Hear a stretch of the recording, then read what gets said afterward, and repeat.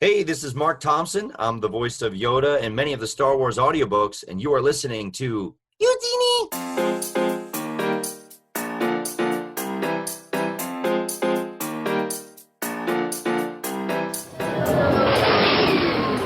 Welcome to the Living Force Podcast, a Utini production. I've found this whole experience to be very enlightening. Episode 18, Thrawn Treason Roundtable Part 2. We will be prepared for it, as long as you do exactly as I say. On this episode, the Utini team continues their review of the Star Wars novel Thrawn Treason by Timothy Zahn. It's closer than you think, Captain. We get an update on the Utini bookshelf and read your reviews. Commence the attack. And now, here are your hosts. May I introduce... Dr. Corey Helton. I will accept your formal surrender. Eric Eilerson. The Emperor has assured me that he supports my project. And Dr. Charles Hankel. I've studied them. They will no doubt defy convention and attempt something unexpected. Man, we're like in the trenches right now. We are in the trenches. We are in the trenches. Oh my gosh. Why do I spend time making them for the week before when we can make them in 5 minutes? Because if you make them the week before, I don't have to help. That's true. Dude, when I'm reading Black Spire now, I'm already thinking like, oh god, I'm gonna have to come up with questions. How do I do this? Yeah. Page numbers and shit. Appreciate you throwing us under the bus. Oh, I did ship you the book though, Charles. Oh, you did? Actually, yeah, this time. I forgot to tell you. The day Charlotte that we played with your mic and stuff, Yeah. like I was sitting on my desk. I meant to show it to you that, hey, I'm about to go put this in my mailbox. Well, I appreciate that, man. Yeah. Yeah. I'm looking Eric, forward did you to it. did you determine if it was different or not? Yeah, I think it is different as far as I can tell. Okay, well, Charles, you get to read a completely different book than Eric. So we'll see if it's actually crucially different or it's just like, a couple changes here and there. Right. It's probably But I'm the digging entire it. I'm ending. excited. Yes, the entire ending is different. All the characters speak completely differently. And there's a whole new droid, probably. Yes. And I would like to keep it that way. But you know what's exactly the same as it was last time we recorded this? Thrawn Treason, because that's what we're talking about on the Living Force Podcast, episode 18. Welcome into the second part of our Thrawn Treason Roundtable. As always, I am one of your hosts, Eric Eilerson, and I'm joined today by the doctors themselves. First off, Dr. Corey Helton, welcome. What's up? What's up? And Dr. Charles Hankel with a new microphone. It is a new microphone, and that means that I am not in my walk-in closet, but there is a helicopter going by my apartment right now, so there's that. How close do you live to your hospital, Charles? 1 block. Okay, yeah. So when we were looking at houses, there was a house that was really close to the hospital, and my wife was like, yeah, we shouldn't buy that because of all the sirens. And I'm like, yeah, no, it'll be fine. It's not fine. It's It not. seems very not fine. The good thing is that I literally die every time I sleep, so it doesn't affect me whatsoever. You know what? That's fascinating to know. I've known you for over a year and a half, and I never knew that. Yeah, don't text me while I'm sleeping. You will not get a reply. That's funny. That's funny. But no, your new setup looks really good. And listeners, you'll be able to see Charles's new setup in a bit because we're still working on pumping out that video content for you guys. Yeah. Can we talk about Let's do that. release that a little bit? Yeah. So we have set a rough plan for after Eric moves into his new place of going live with live stream video content and maybe some Patreon stuff about in mid-October, I think is the plan right now. So another month, 2 months and a half, whatever that is, we will probably be not just an audio podcast anymore. So Yeah. maybe we'll be like the Joe Rogan show and get Bernie Sanders to come on and talk about Star Wars. We're going to look awesome. Dude, if that happened, we better get double the listens on that episode because I'd be fascinated to know what the hell Bernie Sanders thinks about Star Wars. Yeah, I don't foresee that happening. No, but if we did that, that would be a Patreon exclusive, which is a wonderful segue to give a couple quick thank yous. This past week, so last episode, if you listened to that, which I assume you did because this is a part 2 episode, we talked a bit about Patreon, and since then, we've had a couple people jump on or increase their Patreon donations. So first of all, we want to give a huge shout out to Rural Farm Boy Anthony, who is a Patreon to a number of Star Wars podcasts. We've mentioned him on the show before. Huge force of positivity in the Star Wars community. And he decided to throw some bucks our way. So we really appreciate you, man. If you don't follow him on Twitter, it just makes your day better. Yeah, it totally does. Yeah, so we definitely appreciate the love. And Adam Dyson, Young Animus, who is a huge guy in our Discord community in Utini, also a great Twitter follow, he increased his Patreon level with us. Not level, because again, we still only have one level. But He increased the money. Yeah, which is what we care about. So, so thanks, man. Seriously, guys, it blows my mind every time Corey will send us something in Slack being like, hey, look, someone else is giving us money that they earned in their life for us to talk about Star Wars. We're just talking on the internet. Yeah, so thank you guys, truly. And a couple more bits of business, because we do want to jump into Thrawn as quickly as possible. Last week, we asked for some reviews, both on Utini itself, because you can review books on there as you want, and about the podcast, and we got a few. So we did. Quick shout out to Major Z over on Utini.com. They went and they reviewed both Myths and Fables, which my review is up right now. Freaking love that book. We talked about that last week. Oh, yeah. And Dark Disciple, which is one of our favorites. We've talked about that plenty of times. I think in our tier episode we talked about that, didn't we? Yeah. In our Foundational 5 episode? Oh, yeah. Yeah, we did. Yeah, it is a must-read, and I'm going to read through their reviews here real quick to kind of give you guys a vibe of what's going on in Utini as far as reviews go. So for Star Wars Myths and Fables, they said, a surprisingly complex and amazing middle-grade storybook. The artwork is phenomenal. The stories are amazing, my favorite being the Sith one in particular. Major Z, I'm going to agree with you on that. It felt like an old Sith tale akin to when Palpatine tells the story of Darth Plagueis in Episode 3. If I had a critique, it's a small one, and that overall the stories were short. So They were. yeah, but man, leave you wanting more. Yeah, maybe a little early to jump the gun a little bit too much on this, but we have been talking to George the Mann. author. Yeah, George Mann, a little bit on Twitter, and he's super down to come on the show. So, like, if we can get that set up, we are going to try to, and I would love to kind of pick his brain, especially somebody that is not like one of the super high-profile books, right? Like Yeah, the kind of novels. snuck under the radar a little bit. Yeah, it really did, and it's always cool to talk about because a lot of authors sort of make their way into the quote unquote big times through a small book like that. Like, who's that guy that's written Jason Fry. Jason Fry has he's written a lot of like sort of reference stuff. books and things like that, and got his then he hands did on Last Jedi. Yep, right. Yeah, so that'd be awesome. And frankly, man, I think that the Myths and Fables is so interesting because he could honestly keep writing those. Like, you could do one of those every other year or something because you can just keep making up an infinite amount of them. Yeah, Which and I think would he be did so a really, cool. really great job with them. We have all just raved about that to be such a small book.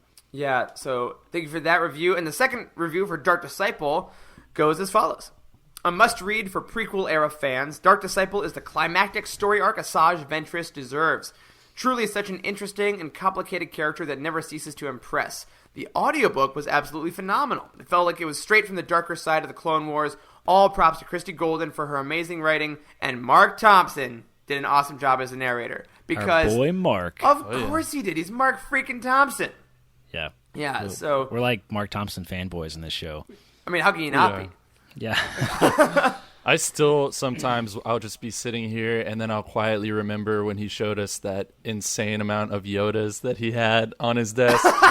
It'll just It's pop really into impressive. my head. It was so cool. So thank you, Major Z, for those reviews. And again, if you want us to read some of those reviews on the show, head over to utini.com, review your favorite books, and we'll give you a shout out in the coming weeks. Additionally, over on iTunes, we asked for some reviews and ratings. We got 2 more ratings and 2 more reviews, so thank you guys for those. We got some reviews from Juliana Mendez, gave us 5 stars, thank you, and said, love the show's vibe. You guys should do more book roundtables, which bodes well for this show. And she says, I would really love to hear that Queen's Shadow Lost podcast. Oh, Keep God. up the good work. Charles, we got to do it again. All right, third my time's the gosh. charm. Third time is All right. the charm. It's ridiculous. Guys, maybe, depending on what's happening next year, you know how we had that dead time post the movie we were talking about a couple episodes ago? What if we do a 1-year anniversary reread and roundtable of Queen's Shadow? Maybe we will like it better than we did the first time. Maybe, so that's possible. And a final shout out to Blue3, who simply says, this is some good Star Wars talk. 5 stars. So thank Agreed. you. Thank you. Yeah, thank you, everyone. All right. And speaking of Juliana Mendez, we got an email. So it was a rate, review, email, like all the stuff we say at the end, they did in one solid go. So thank you for that. They wrote, speaking of Charles's favorite novel, Queen's Shadow, they said, in Queen's Shadow, it's shown that Amidala meets Mina Bonteri when she first enters the Senate. But in Clone Wars episode 310, it's said that they meet in Naboo. Have you guys any thoughts about this? We were talking about this a little bit before the show. And Charles, did you find anything in your little brief research that you were just digging? No, I pulled Queen's Shadow from my bookcase just now and was flipping through it, and I didn't find any definitive answers. But that just goes to show you we take your questions seriously. Even though we don't have an answer right now, I'm gonna dive into it a little bit more. I will say though, and I know y'all don't know this because we lost our Queen's Shadow Roundtable twice, and I hesitate to even bring up its name on this episode in case we lose this Please one. Don't crash. But I did do a lot of research. I watched several Clone Wars episodes, and there were a lot of really, really tiny details that lined up well between them. So I wonder if this was, a continuity issue or not. But I will look into it because I think that otherwise E.K. Johnston did a fantastic job.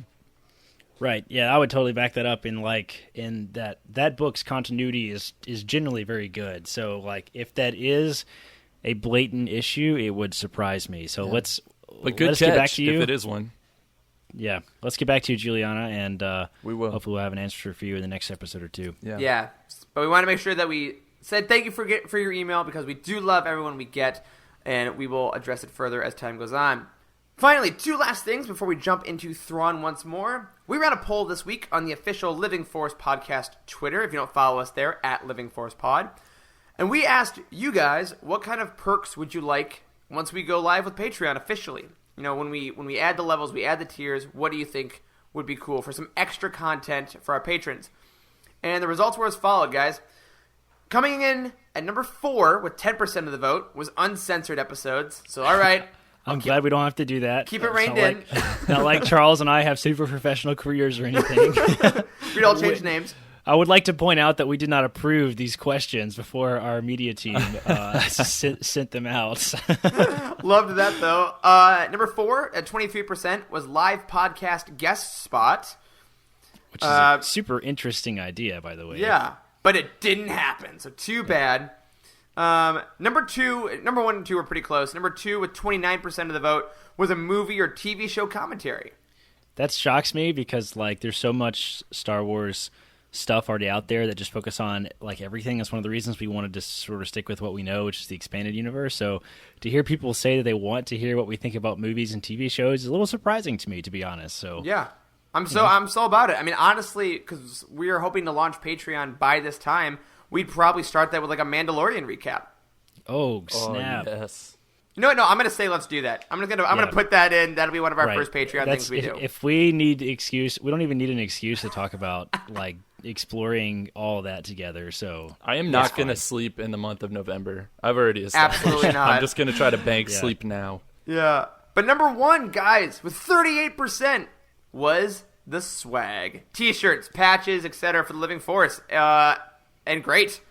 That sounds awesome. Does not surprise me. I'm happy to put that back together. We have a little experience with that already because of our old book box days. So yeah. That shouldn't be too hard. And not that I'm saying anything officially yet, purely ruminating. There will probably be potential to ask for some design suggestions from fans, so people give some input.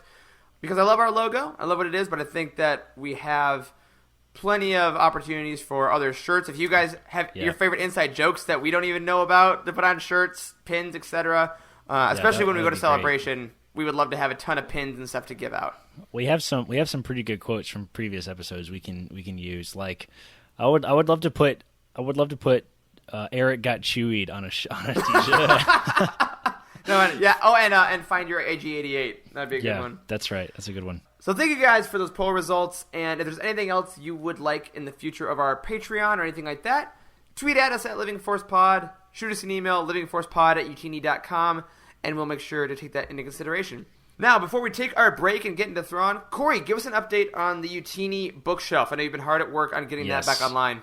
Guys, the Utini bookshelf version 3.0 is almost ready for launch. So we are literally about to open up for our beta, right? So we have We have everything almost in place. We just want to do a week or two worth of testing, get a lot of people at one time kind of in there. Our team has already been in there doing a lot of testing and has given me some really great feedback, and I've been hard at work changing that. So I would kind of consider that the alpha, even though it wasn't formally an alpha. It changed a lot, and now we're ready to open up to the some public beta stuff.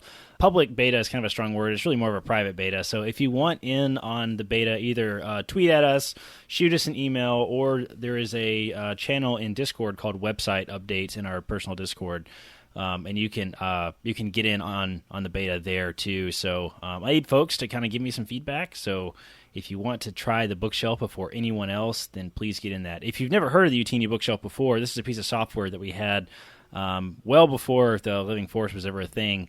Back in the day, you could go in and kind of track what Star Wars books you own and don't own, and we've added a lot of new features to the new one.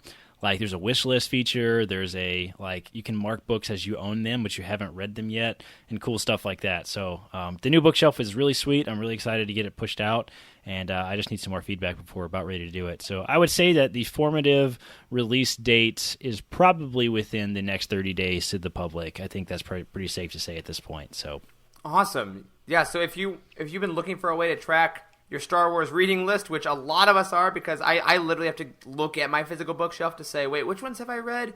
How much have I done? Then we got you covered. Awesome. Absolutely. All right. Whew. I think that does it for our news and updates. So we're going to take a really early quick break and listen to a Utini member. We're going to go grab a drink, and then we are going to dive into the end of Thrawn Treason. Be right back. Hello, Living Force podcast listeners. My name is Andrew Bell, and I am part of the team here at Utini. I wanted to take a second and talk about a few of the awesome features that the website has to offer. For starters, I would encourage everyone to check out the mini reading collections available on the site. These are super helpful when trying to navigate the sheer number of available books and really help you zero in on what you want to read based on your interests. Another really handy feature is the book profiles and ratings. Throughout my time reading Star Wars books, I've always found it difficult to get an accurate idea of what to expect from a certain book. With the in-depth book profiles put together by the Utini staff, it's as simple as doing a quick search for the book you're considering and finding all the information you need in one place. I personally find the numerical rating to be the most helpful, and knowing that it came from a group of people well versed in the EU makes me confident that it is fair and accurate. I'll now send it back to Corey, Charles, and of course Eric, who I'm sure will have nothing but praise to say about this clip. And we are back after that clip that maybe talked about a Thrawn book? I don't know, but how cool would that have been? Fitting. Very fitting. Fine, maybe not as cool as I thought it would be. But we are about to jump back into Thrawn Treason, because if this is your first Utini Roundtable experience, we're to start on an episode 2, but we always take 2 episodes. Our first episode is usually about character and stuff like that, so if you haven't listened to our first episode on Thrawn Treason, go ahead and do that. We talked a lot about Thrawn, Eli Vanto, the history of the character, etc. And now, this episode, we're going to go on to the next part of our outline, which is about some bigger ideas. So, Charles, take it away. All right. So we're just going to jump right into these big questions that I have for you guys.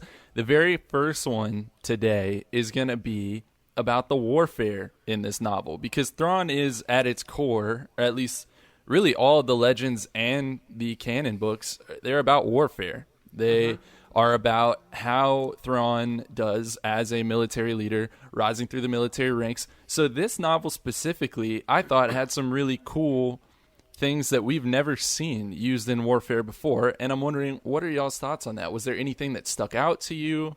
Or just generally speaking, what did you think? Can you be more specific? What do you mean by new things? You talking about like some of the weaponry and stuff? So let me give you some of my thoughts on things that stuck out. So like using a tractor beam to steal an enemy ship and study it in the middle of a battle. That never even occurred to me before. Using a tractor beam to throw things at other ships and like launch ties without them powering up their engines. Like all of these things I never even thought of as possibilities. And I was really blown away by using concepts that we're very familiar with, like tractor beams, in entirely new ways. Yeah. I really did like, honestly, the final battle was pretty cool. It was pretty fun to read. And I really did like you're saying, Charles, the throwing stuff with tractor beams was probably my favorite, in addition to the blocking ion cannons with like other ships that you weren't using at the time. I thought that was a lot of fun. Granted, it happened because Thrawn knew every part of the plan, whatever. But the actual machinations of the battle, I thought were really freaking cool. And I thought that there was I think that's really hard to do after 200 plus novels have been written in Star Wars, to be like, how do we make it feel like a good space battle without kind of retreading the same ideas over and over again? Yeah. So I thought that was pretty cool. So massive props to that, specifically the last 40, 50 pages. Yeah, I thought it felt like really sort of Pirates of the Caribbean-esque. Like I love that. I love that sort of like.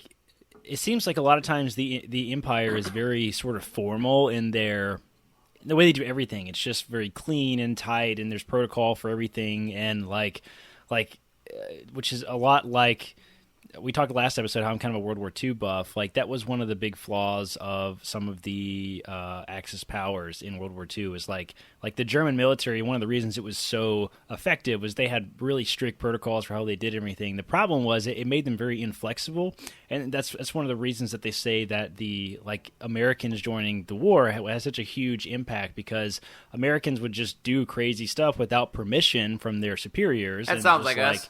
Yeah, they would just do whatever they wanted to, and it would have crazy stuff like there was I remember the story. There's some engineer that realized a bunch of tanks were getting blown up because of the way it was rolling over a landmine. So he just built this weird shovel thing and welded it to the front of all the tanks in this little group, and it would just shoot the mines out from in front of the tanks, and they wouldn't hit them anymore. And it's just he just did that without asking anybody's permission. And I love that sort of free thinking sort of model of doing warfare stuff, and you see that in Pirates of the Caribbean, where they throw everything off the ship to make it go faster, and fill the cannons full of forks and spoons and stuff, and that's it's really fun, and it makes for a really fun thought experiment to talk about slingshotting stuff with the tractor beam, which was sick. Yeah, I mean that's why one of my favorite parts of The Last Jedi is the hold-on maneuver. It's the wait, what? And it's so epic because you can do that. Yeah, it is a very rebel thing, I think, and I think this is one of the first times we saw the Empire do that. So yeah, I thought that was cool. And I mean, a tractor beam is one of the very earliest pieces of Imperial tech that we've seen. I mean, that was obviously present in A New Hope. So this is something that has been around for, 40, 50 years, and we're just now thinking of new ways to use these things, and we're surprised by them. And I think that's really cool. And another thing to mention about that final battle specifically is that I feel like oftentimes we judge the intensity of battles that are happening in stories by their stakes, which typically equates to essentially how dangerous it is and how many people are dying and these sorts of things. But this battle was specifically made exciting in the exact opposite way, because Thrawn predicted that there would be no loss of life, essentially. But the battle itself still felt very high stakes. And I think that it actually takes a ton of skill to kind of turn that whole concept on its head and still make the battle feel very high stakes. Yeah, because I think there was definitely the feeling that, okay, if a single person dies, then Thrawn's screwed. Because then that's the excuse that Savit and everyone needs to turn on him and actually say, look, this alien is killing Imperials. Yep. So I think and it would be entirely on his shoulders. Right. So it was a good plan, and I mean, it worked. The stakes were high because I wondered how he was going to do it. I never doubted it was going to work because it's Thrawn. True. But at the same time, that was a very specific I'm looking for goal that we hadn't really seen before. Yeah. So that was really cool.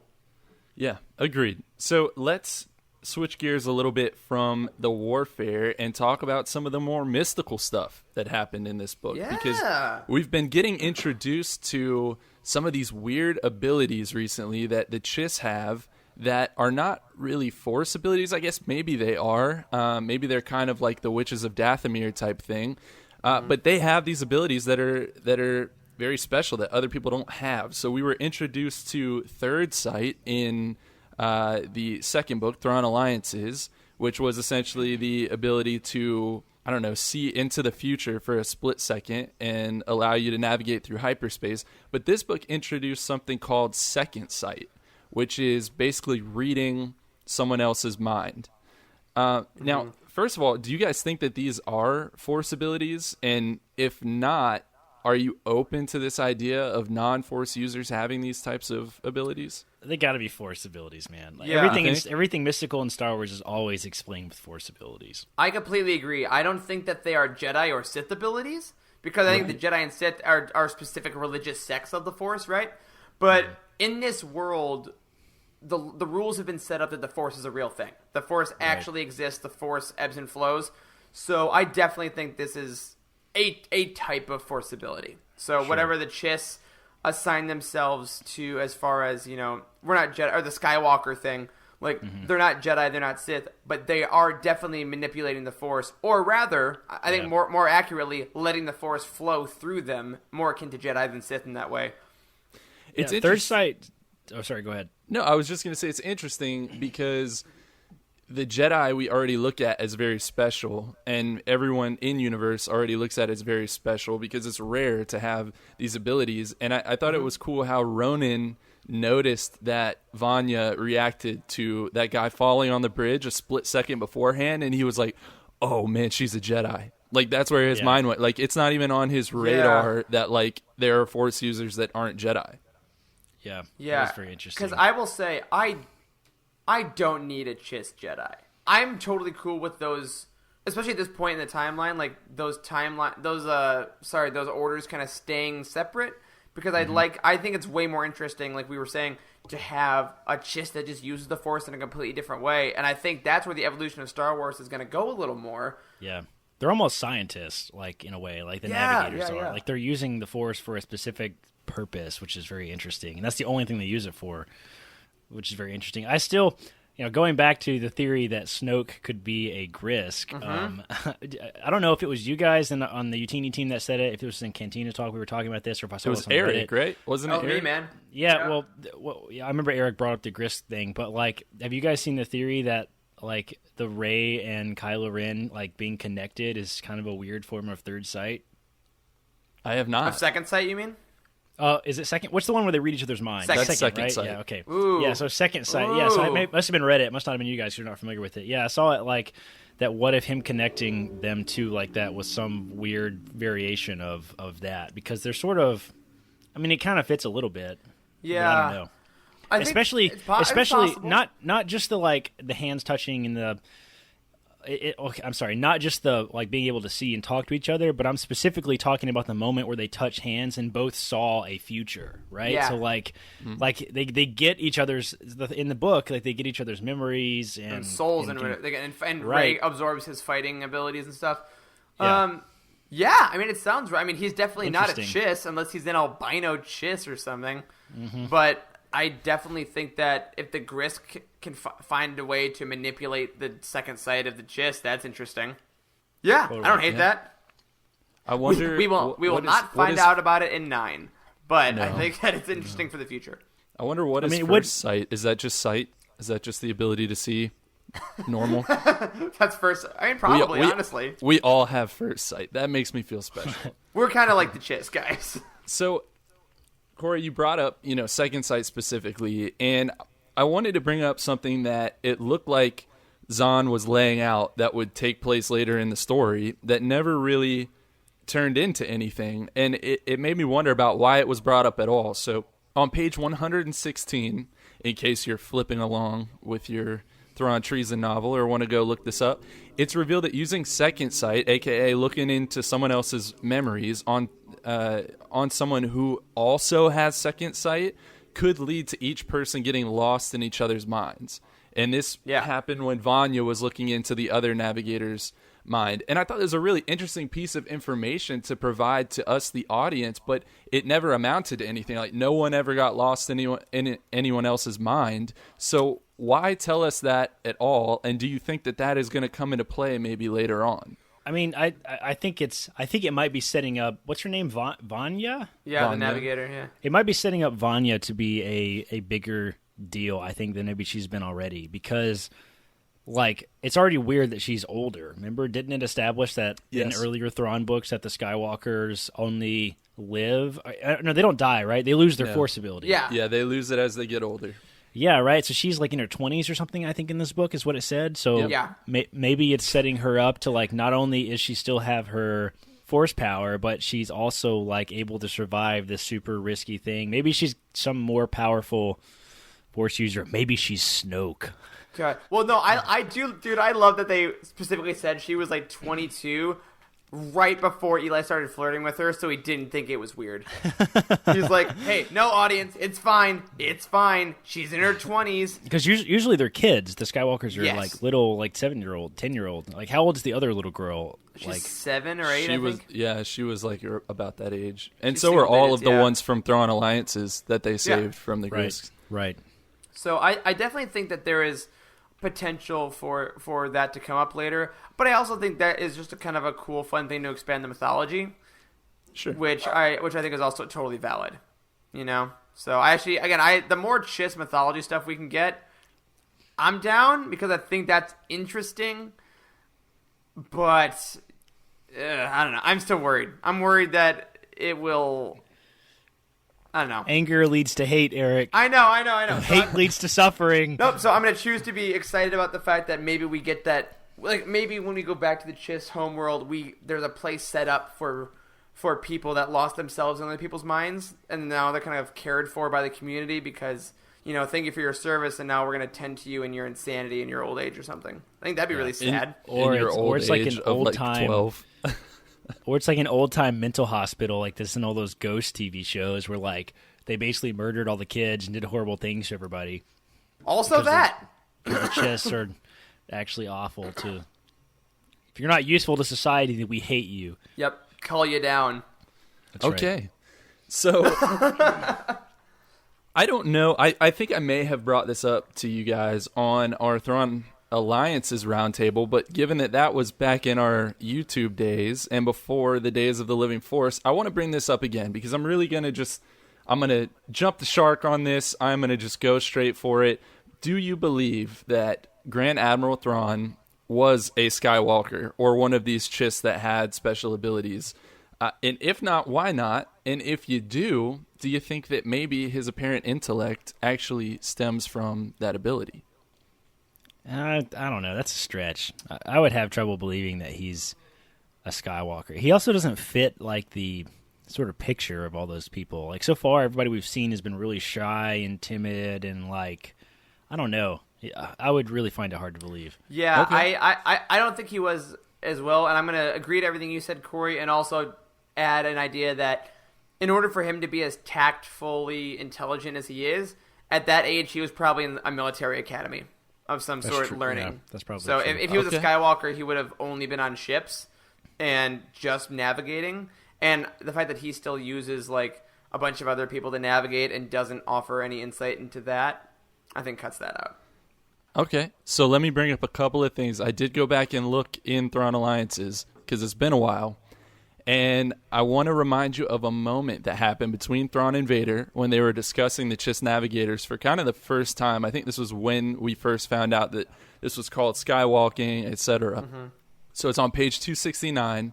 He's referring to their gender, and he says, as to their gender, those with the gift are nearly always female. There are exceptions, but that is the general rule, and no one knows why. Then on page 270, he says, the sacrifice. Most make it willingly for the sake of the ascendancy, but all with the ability must make it. For a moment, his eyes seemed to unfocus, as if facing unpleasant thoughts and memories. Then his mind came back. Oh, yeah, I do remember that. What is that do- about? I do remember that. I wonder if he had, like, a family. Didn't we talk about this back in the day? I think we might have, of, like maybe it was a daughter or... Yeah. I don't Ooh, know. I love the idea that he had a daughter that he had to give up. Yeah, and maybe that's why, because he has never expressed any interest in having a companion. Like, he's so focused on tactician stuff, like... Maybe it's a daughter know. that he had with Arlani. Arlani! Yes! Oh my god, guys, that's why they split, because the grief of having to give up their daughter ruined the marriage. It's very Han and Design, Leia. If of you're them. listening, Yes! advice from the Living Force, free of charge. Alright, that's my new headcanon. I'm subscribing to it. Thrawn and Arlani had a daughter who had to become a navigator, and then the stress of it broke apart their marriage to the point where Thrawn was like, I will volunteer to go to another galaxy to get away from the grief of losing my child. And Maybe. because I'm so sad, I will be closed off and emotionless forever. That really was good writing, though, on Zahn's part back in Thrawn Alliances. Like, I don't know if he'll ever follow up on it, but it was a super interesting thing to throw in there. And very uncharacteristic of Thrawn, if I might add. Yeah, absolutely. So good catch, Charles. Yeah, he showed some serious emotion there, which he really never does. How did you remember that? Like, did that just stick with you or something? It's honestly, it's just because whenever I first read it, I remember that's where my mind went, and I kind of had it in the back of my mind the whole time I was reading this book. And when we saw Second Sight, I thought that maybe Thrawn was going to exhibit Second Sight on someone else. I thought that's where it might be going. It's kind of where I want it to go. I don't really know why, but I think that they have established that males can be navigators or can have these abilities, and he clearly has some emotional stake in the sacrifice that you have to make. So The abilities. Yeah. Crazy. Yeah, so I would like to see where it goes from there, you know what I mean? And I would like to see if Thrawn can actually I don't know. I don't like the idea of making him a Force person, because I'm going to contradict myself slightly. While I do think he's too OP as of now, I think now if at this point we said, oh, by the way, everything he's done has been because of his Force abilities, I'd be like, get out of here. Yeah, but I think it would actually fit really well, right? If he had third sight and was, and I hear what you're saying too, Eric, about, why wouldn't he be navigating and whatnot then? But that might let other people know that he has this ability, and then, they could account for it to try to work against him. But, what if he was able to predict that entire battle because he can see a little bit into the future?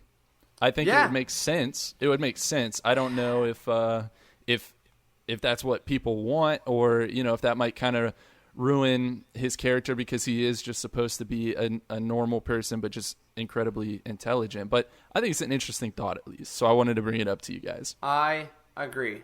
Okay, so moving on from kind of some of these Force abilities, I want to talk about something that I think is probably a little controversial. I think all of us here might have some different opinions on this. I think a lot of people in the audience probably have some different feelings on this.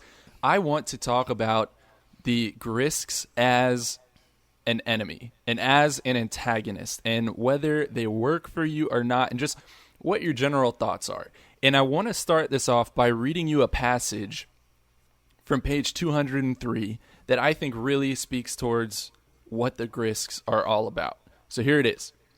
This is talking about Aralani and her thoughts on what Thrawn has described. It says, now, for the first time, she truly understood why Thrawn was so deeply concerned about this particular threat.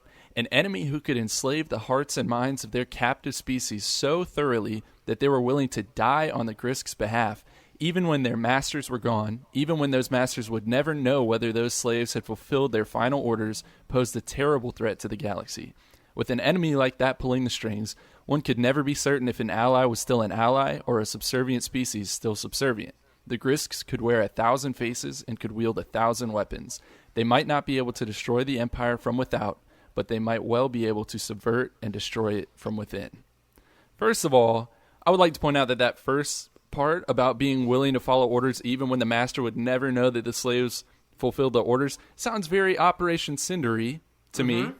Second of all, is that not terrifying? Is that not a very scary idea that these enemies are ones that you might never see coming, that you might never know are there, but are still controlling everything? It's very Palpatine-y. It's I very feel Palpatine. like. It is. Yeah, and I think Something else I was going to point out too is I was reading on Reddit earlier today on one of the Star Wars EU pages, and we have kind of compared the Grisk to the Yuuzhan Vong a lot, actually. Yeah. Like we have both on the show, and everybody else has been doing that too on the internet and stuff. And this is something that stands out as being very unlike the Yuuzhan Vong. Okay, so somebody pointed this out earlier today. I read this super long post about like what the whole point of the Yuuzhan Vong War, and I have not read those books, so I didn't actually know how this concluded, but they were talking about how at the very end, like some of the leaders in the Yuuzhan Vong like killed themselves like out of sacrifice because they, for some weird reason or whatever, and like basically the entire army surrendered and they all like sacrificially killed themselves also, except for a few select people. And I'm like, that is not how the Grisk behave at all. So like that is one gigantic difference, it seems like, between the Yuuzhan Vong and the Grisk, is like the Grisk are maybe a little more loyal to a cause rather than a weird, weird sort of, what's the right word? I don't know what I'm trying to say. Their goal is domination. If they did take over the galaxy in a similar way to the Yuuzhan Vong, they would never do that. What you're describing, tradition, like they're not loyal to traditions. What I was trying to say, right? And I mean, honestly, what this makes me think of is like Soviet sleeper agents. Is like the whole fear of people have been living among you, and they're just waiting for years at some time to activate, or like you go to Marvel, you get the secret invasion with the Skrulls, like all the idea of a group of people infiltrating you is a fear that I think is very rooted in a lot of societies and a lot of fiction, and I think that is interesting as a concept. And Charles, I think you nailed it. Like, it's terrifying. I think that's a great word for it, especially how it plays out with some of the people in this book being willing to fly a ship into known destruction and known death because that's what the Grisk require. So I think that speaks pretty well to the future of the Grisk storyline, because I think they have a potential to, have abilities that Thrawn can't predict, or have willing to go to lengths that don't make sense to Thrawn, which could be interesting. Right. And to go back on the whole Snoke might be a Grisk theory, I mean, that's exactly what Snoke's doing.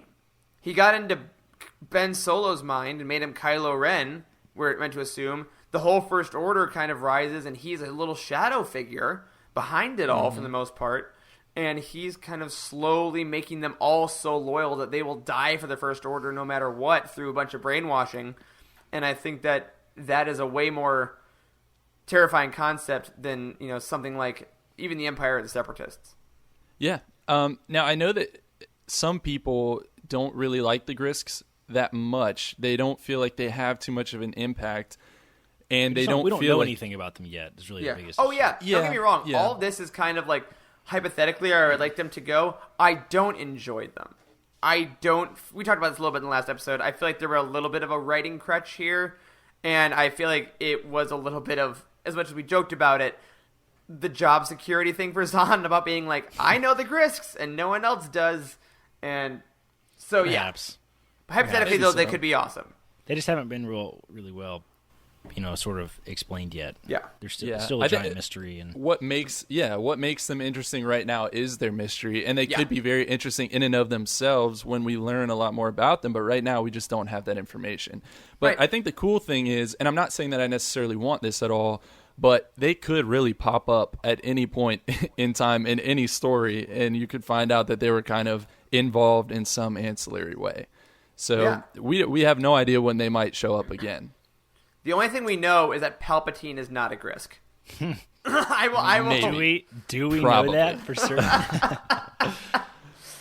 All right, so let's talk about another big question that I have, and that kind of stems from the fact that Thrawn knows about Project Stardust, which he's not really supposed to. In fact, he knows a lot more than he really even should. He knows that it's actually called the Death Star, and he says this to the Emperor, which I thought was pretty ballsy. Yeah, that was a cool move. And, although we don't know Thrawn's ultimate fate because of everything that happened in Rebels, what do you think he did, if anything, with that information, with the knowledge of the Death Star?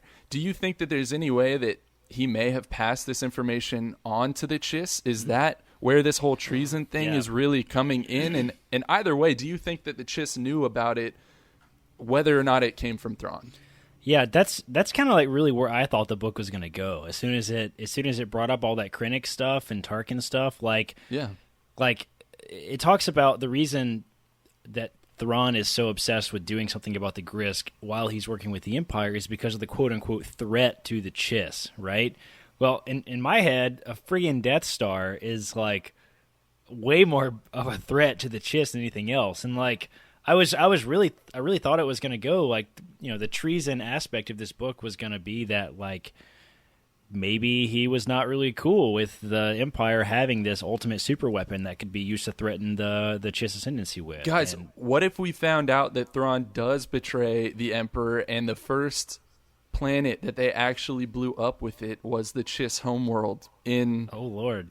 as payback from the Emperor on Thrawn. Guys, I'm going to say this sounds like a great book, what you're describing. It's not the one we got, and it's just, yeah.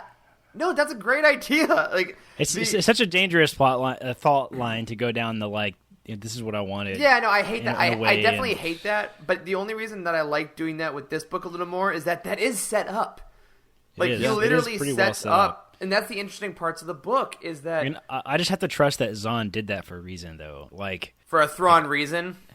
yes, for a Thrawn reason. Like, he had to... like, Zahn is...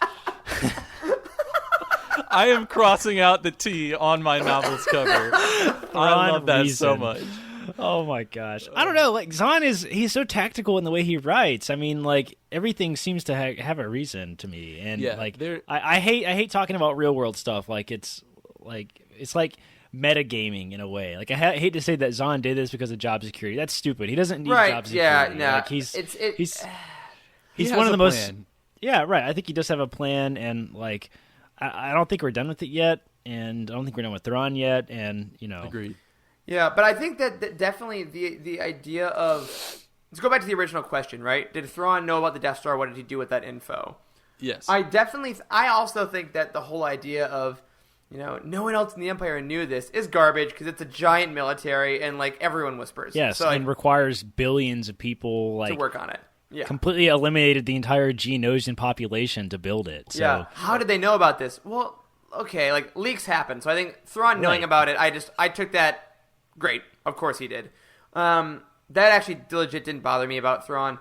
And as far as that info, I think that he is tactical enough because he didn't, as far as we know, morally object to the Death Star. Like, he wanted his TIE Defender project funded because of his own wants and desires because he thought that would make the military more impressive. Or that was would that to help stop the Death Star from being built? I found that's not he's his. That's not actually- his style. I don't think that's I his mean, style, yeah. If he actually is anti-Empire, I think it makes sense. Maybe. If he Well, is. maybe. I don't know. I think there's definitely a possibility that Thrawn held on to the idea of the Death Star as like a chess piece that if I need to play it, I will. And but not until the exact moment that I need to. We still don't totally know, like, Thrawn's purpose at all. We know that he was sent to the Empire by the Chiss Ascendancy to do something, but, like, I mean, that's the big question. That's always been the big question: is, like, who is he actually loyal to? And I don't know that we will ever know that. No, truly. and we've had over 1,000 pages of a trilogy that is based around this idea, and we didn't find out. And I think that I really love the idea that he could be morally opposed to this because it's not honorable warfare. The Death Star is not at all honorable military warfare. It is just destruction for the sake of destruction and fear. Yeah. And I think that is very anti-Thrawn. So I think what you're saying makes sense, and I think that could have been in this book. And hey, if we get more of him post-Rebels, and it's more of an isolationist argument of, you know, him sitting on a planet just being one-on-one, and he gets to kind of let his walls down a bit, and he can say, you know, I never wanted the Death Star to exist. I thought that I wonder if Project Stardust could be the entire purpose of Thrawn. Like, doesn't that timeline kind of line up a little bit? Like, that's the time that he was sent, would have been in very, very early days of the Death Star's sort of planning process. Like, I don't know. Oh yeah, because Dooku had the plans, right?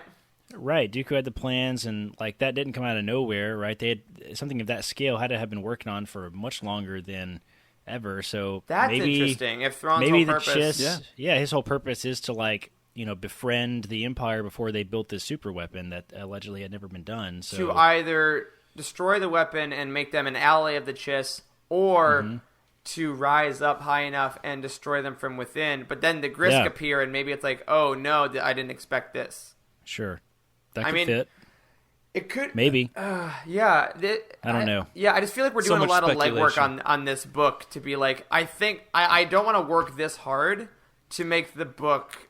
Well, I'm not just talking about this book anymore. No, I'm talking about all the way back to the very beginning. We talked about this last episode of Thrawn being sent by the Chiss to quote unquote infiltrate the Empire, because that is what has happened, and that he admitted that early on. Yep. So, like, I don't know. We don't know why they sent him. There's no reason that I can think of that they would have sent him. Or if he stayed loyal to them or decided that the Empire was strategically better. Is Thrawn a sleeper agent? That is the question.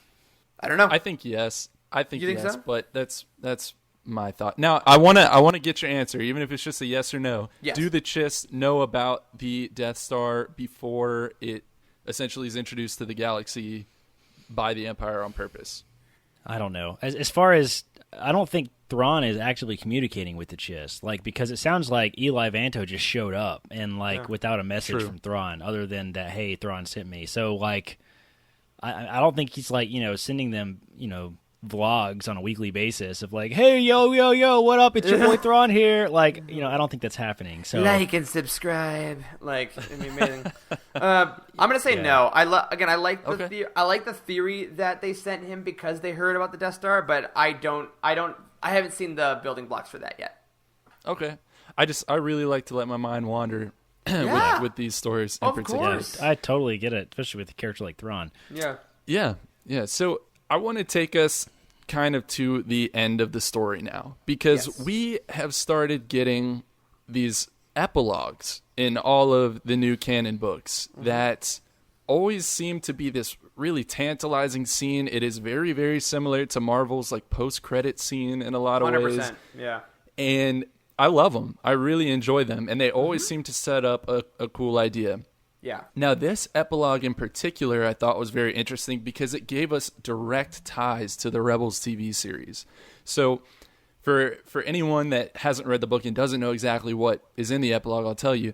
The Emperor essentially informs Thrawn that he will be sending him instructions to build a chamber on the Chimera, which is Thrawn's Star Destroyer.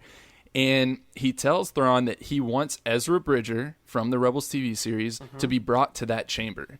And we know what that chamber is already from the television series. It's the one where the Emperor tried to convince Ezra to essentially go through this weird gateway or portal to go back to his parents, and he would supposedly be able to live happily ever after in sort of a different time with his parents. Yeah. And Ezra refused to do this, etc. But what were your thoughts on seeing that in this novel in particular? And I mean, do you think that that's something that they asked Zahn to put in this book, or is that something that he's been wanting to tie into this the entire time? What are your thoughts? I think he did it. I always ask my opinion on what authors are. I will always assume that authors do everything originally and they're never asked to do anything. I think if anything, they're asked to take things away or maybe clarify something. But I don't think that, I just find it really, based on what other authors have said, I find it really hard to believe that they come back to him with feedback hey, we want you to do this as an end credit scene or mention it in some way. I really find that hard to believe. So I think this is Zahn's own doing personally. Yeah, I'll agree with that. I mean, I think my gut wants to be yeah, maybe they made him do it, but he's Timothy Zahn. No one's making him do anything. And I think that, and also that's not how the story group works. We said that last episode. They're not all powerful boogeymen, whatever. Yeah. Well, maybe the Grisks are controlling the story group. Exactly. Matt Martin is a Grisk. No, I think that he put it in, and that scene is interesting for me because, in a way, I could see that is Palpatine's way of saying, okay, I do trust you, Thrawn, because that's a huge level of trust. I mean, if he gets into the world between worlds, then Palpatine has basically unchecked immortal power, right, is the idea. Pretty much. So, if he's entrusting Thrawn to build that, I think that is a thing. Is that a gateway to the world between worlds? Is that really what that was? It was part of the same temple that Ezra entered when he was in the world between worlds, but the portal itself wasn't into the world between worlds. It was almost like one of the portals from that area that would take him to a specific time where his parents would still be alive. But as far as I understand, I isn't there something about, again, I'm in the middle of the Rebels rewatch right now. Isn't there something I rewatched all these episodes 2 days ago. Oh, just dude, to you're awesome. refresh. Thank you. God, you're great. Wasn't there something about if he does that, because Ezra has a certain way to manipulate the world between worlds, that Palpatine could then use that temple to like isolate the power and then willingly go in, or did I make that up? Well, so from my standpoint, what I understood was, at first I thought the Emperor was wanting to control Ezra in a similar way that he controls Anakin and eventually tries to control Luke, and just say like, listen, I can give you access to those that you love that are gone. Mm-hmm. And I thought he was wanting to use Ezra as potentially an apprentice. Right. But what he really seemed to be saying was that if Ezra goes through that portal, he will live happily ever after with his parents, but he will be out of the equation essentially. Like he could never come back through that, and then that was and my then would be interpretation. Oh, okay. That makes a lot, he could that makes never more help sense. the rebellion again. He could never, because the Emperor saw how I powerful don't- he was getting. Yeah, Which Also, would have that- cemented that whole- the That whole Empire's- temple thing was also like a giant hologram in a lot of ways. So like, I could also see that having been the case. Like it was just holographic, and it wasn't like actually some kind of portal to anything, because he didn't go through it at all. He just touched it, didn't he? He was did- about to go he through could've. it, and then he destroyed the whole thing. Yeah, he physically destroyed it, so there was physical wreckage. I don't know. It's I not don't- really clear. There's still a lot of questions surrounding all of that. But that's why I loved seeing it tied to this book, because what we're seeing is the fate of Thrawn and Ezra are so connected Yeah, which that is we are awesome. inevitably going to see anything that Zahn writes after this novel is going to be tied to Ezra if he's writing about Thrawn. It has to be. Which honestly, like even us just talking about that right now has gotten me so much more like titillated and excited than like a lot of the things we've talked about in the past 2 episodes of this book, because I think ultimately, to your point, Charles, about the epilogues, right? I also love them. I love the idea of them. I think they are often written very well, and it does that thing where you close the book and you're like, God, I can't wait for the next story, which I think is the purpose. And Absolutely. my only issue with this epilogue was that I actually really liked how it was written, and I don't think you needed the book beforehand, because I don't think that Palpatine's opinion on Thrawn did not change from the end of Alliances to the epilogue of Treason. I think it was basically the same conversation of I don't know if I can trust you, and the whole Rebels tie-in wasn't really, the Lothal stuff is more mentioned in Alliances anyway. Right. So I mean, I really think it was well written. I think that it still makes me so excited for the next book, which is its purpose. But if I'm reading the epilogue, like, for instance, I read A Crash of Fate right after this, and the epilogue for that, no spoilers because that's not what this podcast is about, is very tied to that story, and it launches off, and I think that it does it very well. And I wish this epilogue, I wish this book had done more to serve the epilogue, which is a really weird sentiment. That's interesting. Yeah. So we know that something I was going to bring up is we know that like Disney is trying to get away from like the whole Empire Rebellion saga, right? We're saying we're done with the Skywalker saga after Episode 9 and stuff, and like this could be a very interesting setup for stuff that has nothing to do with the Empire and Rebellion. And honestly, an interesting question is: do you guys think that Thrawn is done with the Empire at where he's at now at the end of Rebels? Like, because this is a very easy setup, I think, to they've been shot into wild space, and maybe the continuation of the Thrawn Ezra story is something to do with the Grisk. Like maybe they team up to defeat this thing that's out in the beyond the Outer Rim kind of thing. But like, I don't know. The question is, do you think they're does done he with the return Empire? as a Grand Admiral to the Empire at any point in time? No. I don't think so. No, I don't think so. And I also think that, so again, spoilers for Rebels, if you haven't read Rebels. So yeah, Matt, we can clax on this. Spoilers for Rebels. Spoiler alert. Spoiler alert. Spoiler alert. Everything's under control. Situation normal. At the end of the series, Sabine does the whole monologue and says Ezra's still not back, and this is after the Empire. So Yeah.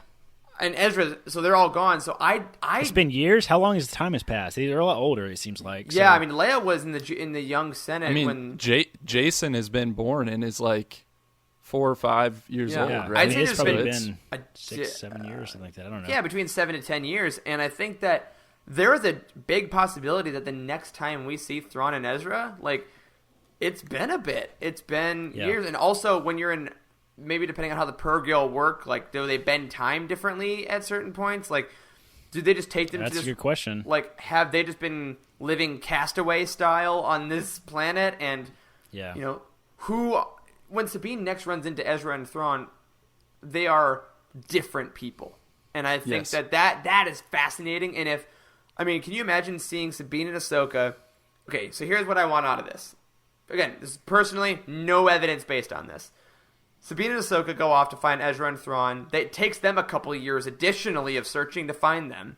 When they do, they are 100% a team, like best friends. Ezra is like all grown, is super, super powerful as a Jedi, and they have been prepping for the Grisks. And they're like, the war is over. Oh, cool. We don't care about that war. Something way bigger has been happening. Like Thrawn and Ezra on the same team, you mean? Yeah. I mean, I could see that, and that might actually be a good story, and it fits Thrawn's character well. We know that, like, he's not in it for any sort of loyalty. The only loyalty he has seems to be, honestly, the greater galaxy as a whole, which, in a way, is okay, I think, and maybe not really villainous. So there it is. I think that anything they can do, because Thrawn is a quote-unquote villain, but he is perfectly set up for a switch. Yeah, he's a tactical villain. The way that like Rommel in the German military was a villain. He's a villain because he's Rommel and he's a Nazi, but like at the same time he's just a tactical genius. So like I don't know. I could totally see it working out nicely, and that would be a really beautiful way to sort of see the expanded universe spin off into something that has nothing to do with the Skywalker saga, which we haven't seen yet out of canon books. So. I mean, give me the Sabine and Ahsoka finding Thrawn and Ezra, and then being like, then tell me their years together in flashbacks. Give me those. Does it have to come back and connect to the First Order somehow? I don't know. I think it doesn't have to. I think it depends. Maybe if Snoke is. It depends if Snoke is a Grisk. Yes. Snoke is a Purgle. Oh, God. That's where this is going. Now, no, but to me, I mean, I think that this epilogue and these things that they're doing, it's just proof that this is all going to tie together. And this may be a trilogy of books, but that, again, I will say, it does not mean that it is supposed to contain Thrawn's entire story. There's a lot more. There's no way it's done. No, and I think he's going to end up a hero, and I think we're going to get that story from the Disney Plus app. That's what I think. But we'll see. I don't know about that. I don't know. Maybe. I'm down for whatever the story is going to be. Yes. So Rebels, let's assume that this was just too popular for it not to conclude somehow. That's Agreed. So let's assume that this is a trilogy. Just look at these three books: Thrawn Alliances, Thrawn Treason. What's your overall opinion of it, looking back on the entire thing, and how does it compare to your opinion on the Legends Thrawn trilogy? Not that they're easy to compare, but overall, I think that the canon Thrawn novel, the first one, is still a top tier book. This trilogy as a whole, I found, unfortunately, pretty disappointing. I don't see myself going back to reread them at all, but I think that I still have a lot of faith in, as we're just talking right now, everything we just talked about, I'm very excited for, but I think it's way more tied to my love for Rebels than it is for what's been set up in these novels. So overall, as I said in an earlier episode, I'm not in love with the Thrawn Legends trilogy. I think it's good. I respect it. Quality of storytelling, I think I'm going to put it above this new one. But, I don't know. I think if you like Thrawn, definitely still give him a read, but it just wasn't my bag. Yeah, I think that, like, the community is probably going to look back on this trilogy as being ahead of its time, especially if we eventually get a bigger picture story told, right? That has something to do with the Grisk and Ezra and Rebels, where it all fits nicely together. It just feels like right now it's ahead of its time, in that, like, they've set up really big stories that we don't yet know are big stories. So it's hard to fit it in the puzzle. It's almost like it's a quality bit of a really large puzzle. Like, it's a bottom corner that has something to do with the big picture as a whole, but, like, the pieces don't really quite fit in where they're supposed to be. Or maybe we're missing some pieces, or you can't see the whole picture. And I mean, I did generally really enjoy the quote unquote trilogy. I mean, the first Thrawn book is one of my favorite canon books. I really liked it. But Thrawn Alliances and Thrawn Treason just felt like they were setting up such a bigger story that I just don't feel like I'm capable of understanding right now. And that makes it hard, I think, to look at it as being like, oh, this is an amazing trilogy, like the way that we look at, like, the Aftermath trilogy, where it, like, told a a beautiful, cohesive story that fits nicely within a big picture and is important. And like, I just can't tell you that this is important right now. Yeah, and I think it's hard. Yeah, and I think it's tough to, again, in the world we're living in, like, if you're telling me to drop $28 to $30 on a hardcover book, I kind of want a story, and I think that it can definitely be part of a bigger thing. But I don't know. There's something to that. This is a solid piece of media, and even if we're going to the movies as examples, Empire Strikes Back is the middle chapter of a thing with a lot of unknowns, but it's a complete movie. Right. Yeah, and also it's easy for us to look at Empire now too and be like, "Wow, this makes a lot of sense," because we know about Rajay. Yeah, I think that any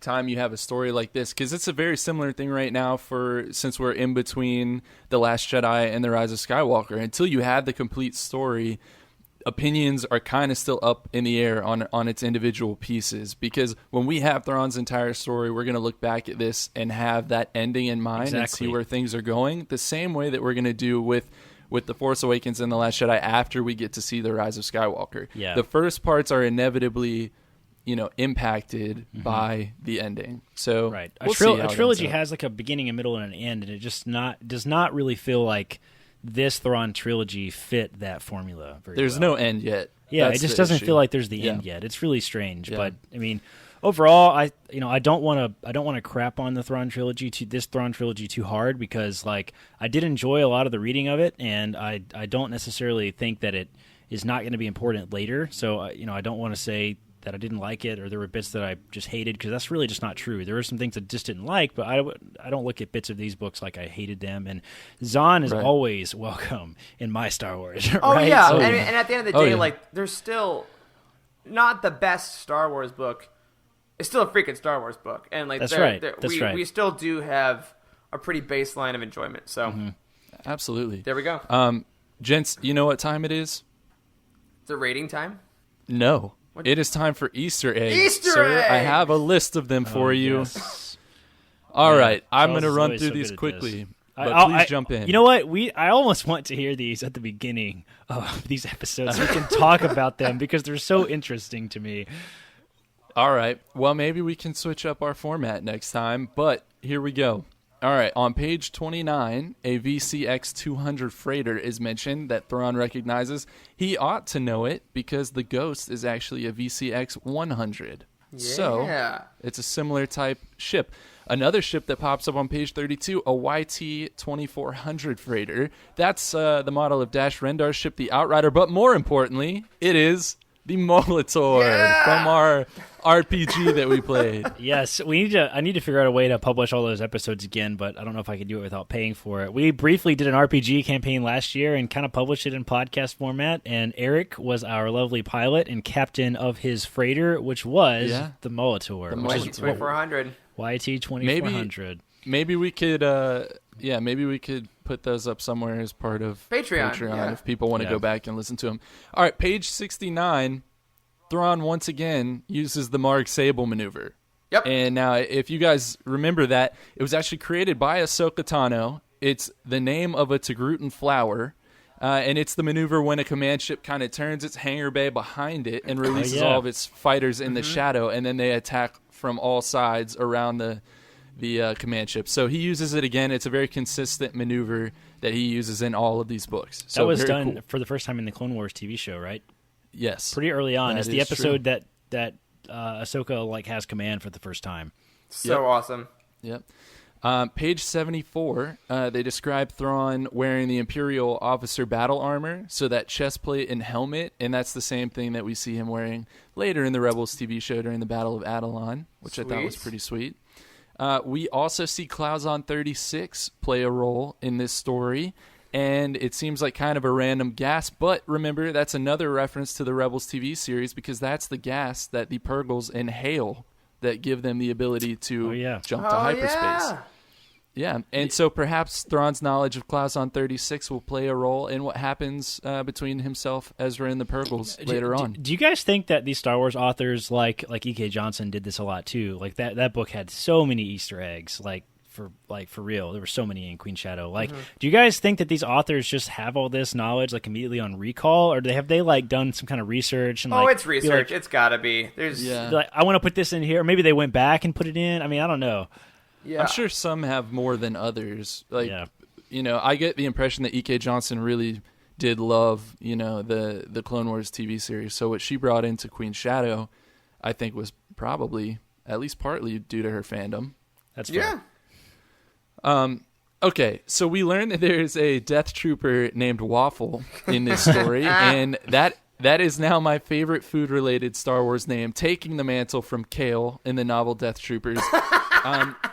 I really just wanted to bring up that on page 150, Waffle says, "Try drawing those blasters and see how frosty we can be." And I guess that makes him a frozen waffle. Oh my! He's an Eggo. Yes, I took it there. Yeah. Okay. The character of Mole, who we see save Eli, Ronin, and the Death Troopers from being killed on the planet Aloxor, he later reveals to be himself to be the character of Deja. And Deja is actually a member of the Imperial Security Bureau. We saw him first in Timothy Zahn's Legends novel, Scoundrels, if you remember that. Whoa, did we really? Yeah. Deja is a character from that novel. Yeah. That was crazy. Wow. So that popped out. I recognized him. I'm like, oh, from an earlier Thrawn book, but I read Scoundrels this year for the first time. So I'm like, oh, that's why he rings a bell. That's cool. Yeah. I love those little small characters from Legends being brought in. Mm-hmm. Yeah, and so Zahn does that with a lot of his characters, it seems like, and I think maybe we could be moving towards Mara Jade showing up. Who knows? That's a stretch. We'll see. Hey, I'm hopeful. Okay, on page 152, we once again hear the name Night Swan, which harkens back to the original Thrawn novel. He was the main antagonist of that novel. And this is probably one of my favorite things ever. It's my last point that I'll bring up for right now. Page 294, Savit says, "I will see you in hell." Just like Han Solo in The Empire Strikes Back. And he actually says it twice over the course of a couple of pages. I was like, man, they are really just hammering this reference in right now. Yeah, that was pretty great. Some of the only swearing in all of Star Wars. Yep. Yeah, and it's like one of the only references to like heaven and hell and that sort of dichotomous afterlife, as opposed to what we see. There is a point. I don't know if it's Clone Wars or Rebels. Someone says like, "There's no way in Moraban that would happen." Yeah, interesting. Yeah. Okay, guys, so let's wrap this up. Let's go back and give our 1 to 10 ratings of the book, and if your score changed, tell me why, and then give me any final thoughts that you have. Just to remind you, Eric, Corey, you both gave it a 6.5 when we started, and I gave it a 7.5. So take it away.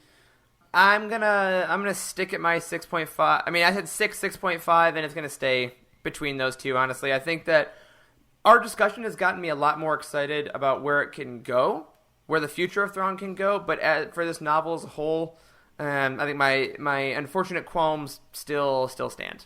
Yeah, I'll probably I'll stick to that too. Like, I mean, we give our ratings based on really objective criteria, like the characters, the plot, the story, how important it is for the greater expanded universe, and like as wonderful as this book will probably be looked back on, sort of in history. I think once we get a little bit bigger of a story told, I think for now, in its own regard, the book probably pretty stands in my head too of what we gave it originally. So I'm also going to stick with my 6.5. Okay. So we're all sticking to our guns because I'm going to stay with my 7.5. I think I enjoyed the story more than you guys. I think you have very fair criticisms of the book, but I just had fun with the read, and that's what I want at the end of the day. That's totally fair. Yeah. And I enjoyed it, and I love the character of Thrawn. I want more. I hope we'll get more, and I think we will. So, guys, feel free to tweet at us your own scores for this book. Go on the utini.com page for this book and put up your ratings and your reviews. And if you do tweet at us, make sure that you specifically mention why Eric and Corey are wrong. Perfect. Okay. All right, so that's our Thrawn Treason Roundtable. And at the beginning of the show, we did mention that a lot of you like our Roundtable episodes, and you're in luck because next week's episode will feature a special guest of some sort. But the week after that, we are looking to do our Crash of Fate Roundtable. So if you haven't picked that one up, be sure to grab that off of utini.com and help us out so you can read along with us for that one. And then in the coming weeks, We'll have our Black Spire Roundtable because that book is coming out next week, y'all.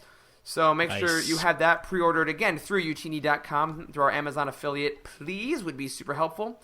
And that's kind of a look at where the Living Force is going to be going. But on that note, that's going to do it for this week's episode. If you're new to the show, don't forget to subscribe to us wherever you get your podcasts and tune in every single week to hear the crew at Utini talk about the Star Wars Expanded Universe. Please leave us a review on iTunes to help people find us, and head over to utini.com for reviews, articles, and comprehensive book profiles on every single story in the Star Wars galaxy. If you're looking to buy some books, like Black Spire or Thrawn Treason, if you liked our roundtable, and you want to help support the show, look up your book on Utini, click the Amazon link on the profile, and we'll get a few cents to help keep the lights on around here. If you'd like to help us out more directly, you can find us on patreon.com/Utini, where you can join our amazing patrons Dylan Sasser, Adam Dyson, Timothy Dunlap, and newly Rural Farm Boy. If you want your thoughts on the show, email us at livingforcepod@utini.com, tweet at us at livingforcepod, or join our Utini Discord community by going to utini.com/discord. You can find us individually on Twitter at Eric Eilerson, Corey is at Doc Star Wars MD, and Charles is at C. Henkel. A special thank you to Matt Davenport, our amazing editor, Freddie, our fantastic producer, and Wes, our community manager. Thank you to Corey and Charles for podcasting with me, and as always, may the Force be with you. There is no hatred. There is joy. There is no division. There is union. There is no apathy. There is passion. There is no gatekeeping. There is community. This is the Utini Star Wars Fan Code. Embrace it, live by it, and above all, trust in the Living Force. That's all for this week. Join our community and surround yourself with like-minded fans by visiting us online at utini.com. Until next time, may the Force be with you.